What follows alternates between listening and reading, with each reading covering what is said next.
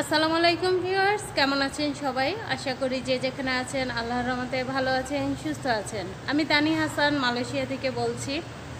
আজকে বলবো না আমরা ভালো আছি, আমরা মোটেও ভালো নেই। আমরা খুব আতঙ্কের মধ্যে আছি এবং সেই সাথে আমরা অনেক ভয়ের মধ্যে আছি, খুব আতঙ্কের মধ্যে আছি। কি বলবো আপনাদেরকে, সে কারণে গতকাল আমি কোনো ভিডিও দিতে পারিনি, এতটা টেনশনে ছিলাম। যাই হোক, আজকে একটু বের হয়েছি আমি এবং আপনাদের ভাইয়া, আর দেখতেই পাচ্ছেন আমরা কিভাবে বের হয়েছি। আমাদের মুখে তো মাস্ক আছে, হাতে হ্যান্ড গ্লাভস, সব কিছু পরে সেই সাথে স্যানিটাইজার নিয়ে বের হয়েছি। এরকম হবে আমরা কল্পনাও করতে পারিনি। এখন যেহেতু হয়ে গিয়েছে, আর কি করা, আমাদেরকে সতর্ক থাকতে হবে। আমরা যে কন্ডোমিনিয়ামে থাকি সেখানে করোনা পজিটিভ পেশেন্ট পাওয়া গিয়েছে। 2-3টা ঘরকে লকডাউন, মানে কি বলবো, তাদেরকে হোম কোয়ারেন্টাইনে থাকার জন্য আদেশ দেওয়া হয়েছে। তারা ঘর থেকে বের হচ্ছে না, আর আমরা অন্য বাসাগুলোর মানুষরা বের হতে পারছি, কিন্তু খুব সেফে। একটা ভয় তো ভিতরে কাজ করেই। আপনারা সবাই আমাদের জন্য বেশি বেশি করে দোয়া করবেন, যাতে আমরা এই সমস্যার সমাধান করতে পারি।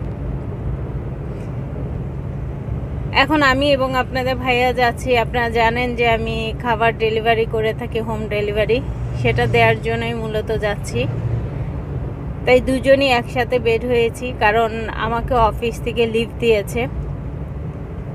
এই আমাদের মানে আমার অফিস এবং আমার বাসা খুবই কাছে। সে কারণে যেহেতু আমাদের কন্ডোতে এরকম কেসেস ধরা পড়েছে, তাই আমাকে লিভ দিয়েছে 20 দিনের জন্য। তো ভাবলাম বাসায় বসে থেকে কি করব, যাই আপনাদের ভাইয়ের সাথে গিয়ে খাবারটা দিয়ে আসি। আমাদের পুরো বিল্ডিংটা হ্যান্ড স্যানিটাইজিং করার জন্য, ওয়াশ করার জন্য সরকারিভাবে গাড়ি চলে এসেছে। অনেক দিন পরে আপনাদের সাথে চার ভিডিও শেয়ার করছি। আমি আজকে সকালে চা বানিয়েছি, সাথে ছিল পরোটা। গরু মাংসের তরকারি ছিল গতকালে, গরু মাংসের তরকারি, পরোটা আর চা দিয়ে আমরা সকালে আজকে নাস্তাটি করেছি। যারা চা পছন্দ করেন তাদের কাছে চা দেখতে তো ভীষণ ভালো লাগবে এবং মনে হবে খেতে। আপনাদের নিয়ে যদি খেতে পারতাম আমারও অনেক ভালো লাগতো।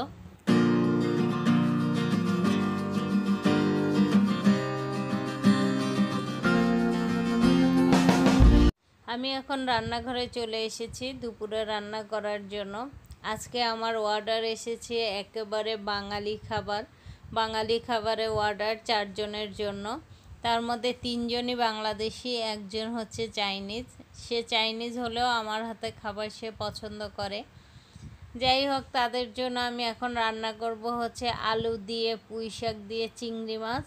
আরেক জায়গায় হবে নিরামিষ, মানে 3-4 রকমের সবজি দিয়ে, সামান্য পরিমাণে ডাল দিয়ে যে নিরামিষটা রান্না করে সেটা। আমি কোনো রেসিপি আপনাদেরকে ওইভাবে দেখাবো না, কিন্তু আমি যা রান্না করছি রান্নার ভিডিওটুকু দেখাবো, কিন্তু রেসিপি আমি শেয়ার করব না। কারণ আমি মনে করি যে এরকম আলু, পুঁই শাক, চিংড়ি মাছ দিয়ে সবাই রান্না করতে পারেন, এটা দেখানোর কিছু নাই। যদি একটু অন্যরকম করে করতাম তাহলে নয় রেসিপিটা শেয়ার করতাম। আর আমার পুরাতন ভিডিওর মধ্যে আলু, চিংড়ি মাছ, পুঁই শাকের তরকারি রেসিপি অলরেডি দেয়াই আছে, সেজন্য আজকে আর কিছু ওইভাবে দেখাচ্ছি না। এখন আমি সবজির জন্য সবগুলো সবজি কিউব করে কেটে নিচ্ছি। এটা দেখতে পাচ্ছেন মিষ্টি কুমড়া। মিষ্টি কুমড়াগুলো একটু বড় করে কেটেছি, কারণ মিষ্টি কুমড়া খুব তাড়াতাড়ি সিদ্ধ হয়ে যায়। সেজন্য মিষ্টি কুমড়া যে কোনো জিনিসের সাথে দেন না কেন, অন্য সবজির চেয়ে মিষ্টি কুমড়াটা একটু বড় করে কাটতে হয়। আর এখন কেটে নিচ্ছি গাজর। গাজরগুলো পরিমাণে একটু ছোট করে কাটছি। ওই যে বললাম গাজর সিদ্ধ নেবে বেশি, তাই এটার সাইজটা একটু ছোট, আর মিষ্টি কুমড়া সিদ্ধ হয়ে যাবে তাড়াতাড়ি, সেজন্য মিষ্টি কুমড়ার সাইজটা একটু বড় করে কেটেছি। আপনারা হয়তো বলতে পারেন গাজর এত ছোট, মিষ্টি কুমড়া এত বড়। মিষ্টি কুমড়াটা সিদ্ধ হয়ে যাবে, আমাদের মালয়েশিয়ার সবজি খুব তাড়াতাড়ি সিদ্ধ হয়ে যায়। যা বলছিলাম, আজকে আমি মাত্র 4 জনের একটা অর্ডার পেয়েছি খাবার ডেলিভারি, সেটাই দেব বাঙালি স্টাইলে খাবার। আর অন্য কোনো অর্ডার আসেনি, এখন পর্যন্ত আসে নাই। যদি পরে আসে বা রাত্রের জন্য আসে তাহলে সেটা তো আপনাদের সাথে পরে শেয়ার করব, কিন্তু এখন পর্যন্ত আসে নাই। এখন পর্যন্ত 4টাই এসেছে, সেই 4 জনের জন্যই আমি রান্না করছি। আমার রান্না তাদের কাছে ভালো লাগে, তাই আমি তাদেরকে মানে প্রতিদিনই খাবারটা দিয়ে থাকি। আমি মনে করি আমি ভালোই রান্না করতে পারি, ওই রকম খারাপ রান্না আমি করি না। সেজন্য আমার অর্ডার মানে আসছে আলহামদুলিল্লাহ। আমি আগের চেয়ে অনেক অনেক বেশি অর্ডার পাচ্ছি। আজকে একটু কম, কিন্তু থাকে না, কোনো দিন কম কোনো দিন বেশি। এখানে আমি চিংড়ি মাছ এবং পুঁই শাক ধুয়ে পানি ঝরাতে দিয়ে রেখেছি। আমি রান্না বসিয়ে দিয়েছি। রান্না আমি আগেই বলেছি আপনাদেরকে ডিটেলসে দেখাবো না, আমি যে রান্না করছি তাই দেখাচ্ছি। এই যে দেখতে পাচ্ছেন চিংড়ি মাছ, আলুগুলো আমি ভালো করে মশলার মধ্যে কষিয়ে নিচ্ছি। পরে অ্যাড করে দেব পুঁই শাক। আর পাশের চুলাতে আমি কড়াইতে তেল বসিয়েছি, সেখানে রান্না করব আমি সবজিটা। আমার আলুগুলো সিদ্ধ হয়ে গিয়েছে, আমি পুঁই শাক দিয়ে দিয়েছি। আর তেলের মধ্যে দিয়ে দিলাম রসুন এবং সামান্য পরিমাণে মেথি। আপনারা জানেন আমি সবসময় মেথি খেয়ে থাকি তরকারিতে। আর এখন দিয়ে দিচ্ছি 1 কাপ পরিমাণে পেঁয়াজ। সবগুলো একসাথে কিছুক্ষণ নাড়াচাড়া করে যখন ব্রাউন কালার হয়ে আসবে তখন আমি এক এক করে বাকি সব সবজিগুলো দিতে থাকবো। তা যা বলছিলাম আর কি, এখন দিয়ে দিচ্ছি পরিমাণ মতো লবণ। লবণটা দিয়ে আমি আরও কিছুক্ষণ নাড়াচাড়া করে তারপরে সবজিগুলো আমি অ্যাড করে দেব। গত 2 দিন আমি কোনো ভিডিও আপলোড দিতে পারিনি, কারণ আমার মন মানসিকতা ভালো নাই। যেহেতু আমাদের কন্ডোতে করোনা ভাইরাস রোগী ধরা পড়েছে, সেহেতু আমরা খুব টেনশনের মধ্যে আছি। এই কারণে আমি কোনো ভিডিও দেওয়ার মতো মন মানসিকতা আর কি ছিল না, তাই দেইনি। আজকে ভাবলাম ছোট্ট করে একটা আপনাদেরকে ভিডিও শেয়ার করি রান্নার রেসিপি। আমি এখন যখন পেঁয়াজগুলো ব্রাউন কালার হয়ে এসেছে তখন আলু, গাজর, যে শক্ত সবজিগুলো ছিল আলু আর গাজর, সেগুলো দিয়ে আমি তেলের মধ্যে একটু ভেজে নিচ্ছি। সাথে দিয়ে দিয়েছি একটি তেজপাতা। তেজপাতাটা দিলে সবজিতে ভালো একটা মানে সেন্ট আসে আর কি। এখন দিয়ে দিচ্ছি আগে থেকে ধুয়ে রাখা ডালগুলো দিয়ে আমি আরও কিছুক্ষণ কষিয়ে নেব। তারপরে দিয়ে দেব মশলা অ্যাড করে দেব আর কি। তা আমি একটু কিছুক্ষণ নাড়াচাড়া করে নিচ্ছি। দেখুন আমার সামান্য পরিমাণে পানি উঠেছে সবজি এবং ডালে থেকে। এখন আমি মশলাগুলো অ্যাড করে দেব। এখানে আমি দেব হচ্ছে সামান্য পরিমাণে আদা বাটা, 1 চামচ পেঁয়াজ বাটা, আধা চামচ রসুন বাটা, ছোট চামচের 1/2 চামচ হলুদের গুঁড়া, মরিচের গুঁড়া এবং জিরার গুঁড়া দিয়ে আমি ভালো করে মশলাগুলো, ডাল, সবজিগুলো কষাবো।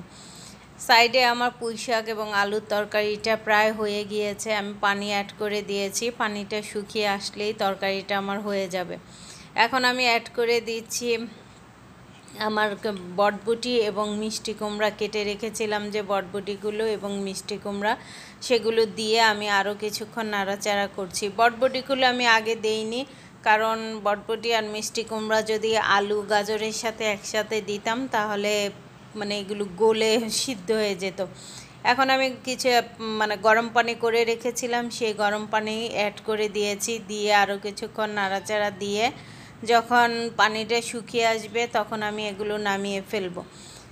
দিয়ে দিচ্ছি কাঁচামরিচ এবং সামান্য পরিমাণে পেঁয়াজ কুচি। সবজিতে যদি পরে লাস্টে আর কি হয়ে আসা মুহূর্তে আবার কাঁচা পেঁয়াজ এবং কাঁচামরিচ দেওয়া যায়, সেটা মানে আগের চেয়ে খেতে অনেক অনেক ভালো লাগে। এভাবে করে দেখবেন যে খুবই ভালো লাগছে। আমি আগে দিতাম না, কিন্তু রিসেন্টলি আমি দিচ্ছি। আমি এভাবে কাঁচামরিচ এবং পেঁয়াজ অ্যাড করে দিয়ে খেয়ে দেখেছি, অনেক ভালো লাগে। আমার পুঁই শাকের তরকারিটা হয়ে গিয়েছে। আমি কিছু ধনিয়া পাতা বেছে ধুয়ে খাঁচিতে রেখে দিয়েছি পানি ঝরার জন্য। যখন পানিগুলো শুকিয়ে আসবে আমি একটি টমেটো বড় বড় টুকরা করে সবজির সাথে অ্যাড করে দিয়েছি। যেহেতু টমেটো খুবই নরম জিনিস, তাই আমি এটাকে সবার লাস্টে দিয়েছি। যখন পানি শুকিয়ে যাবে আমি এখানে ধনিয়া পাতা দিয়ে দেব। আমার পুঁইশাকের তরকারিটা, পুঁইশাক চিংড়ির তরকারিটা হয়ে গিয়েছে, আমি এখন নামিয়ে ফেলবো। আপনারা দেখেছিলেন আমি ধনিয়া পাতা পানি ঝরতে রেখে দিয়েছি। সেই ধনিয়া পাতাগুলো আমি কুচি কুচি করে কেটে একটি বক্সে করে আমি ফ্রিজে রেখে দেব। এতে করে হয় কি, ধনিয়া পাতা নষ্ট হয় না এবং অনেক দিন ফ্রিজে রেখে খাওয়া যায়, এভাবেই টাটকা থাকবে। আর আমি যদি এই ধনিয়া পাতাগুলো এভাবেই পলিথিনে পেঁচিয়ে রেখে দিতাম, দেখা যেত একদিন 2 দিন পরে ধনিয়া পাতাগুলো নষ্ট হয়ে যেত। আমি আগে এরকম করতাম না, আমার আগে প্রচুর পেঁয়াজ পাতা ধনিয়া পাতা নষ্ট হতো। আমি এই ইউটিউবের মাধ্যমেই জেনেছি ধনিয়া পাতা পেঁয়াজ পাতা এভাবে বক্সে করে রেখে দিলে অনেক দিন পরিমাণে খাওয়া যায়। তা আমিও সেটা চেষ্টা করি। এখন বেলা বাজে 12টা, আমরা খাবার ডেলিভারি দিতে চলে এসেছি, আমি এবং আপনাদের ভাইয়া। বাচ্চারা বাসায় আছে। আমরা এখানে খাবারটা দিয়ে যাব হলো একটু ব্রিকফিল্ডে, মানে লিটল ইন্ডিয়াতে। সেখান থেকে কিছু বাজার করব, সেজন্য ওখানে যাওয়া। তাই আজকের মতো এখানেই রাখছি। আজকের ভিডিওটি আপনাদের কাছে কেমন লাগলো অবশ্যই জানাবেন। ভালো লাগলে একটি লাইক দিবেন, আর আমাদের জন্য বেশি বেশি করে দোয়া করবেন যাতে এই সমস্যা থেকে আমরা অতি শীঘ্রই মুক্তি লাভ করতে পারি। আসলে খুবই ভয়ের মধ্যে আছি, যেহেতু আমাদের কন্ডোতে চলে এসেছে, সেহেতু ভয়ের তো একটা ব্যাপার, তাই না? যাই হোক, সবাই ভালো থাকবেন, সুস্থ থাকবেন। আজকের মতো এখানেই রাখছি। আল্লাহ হাফেজ।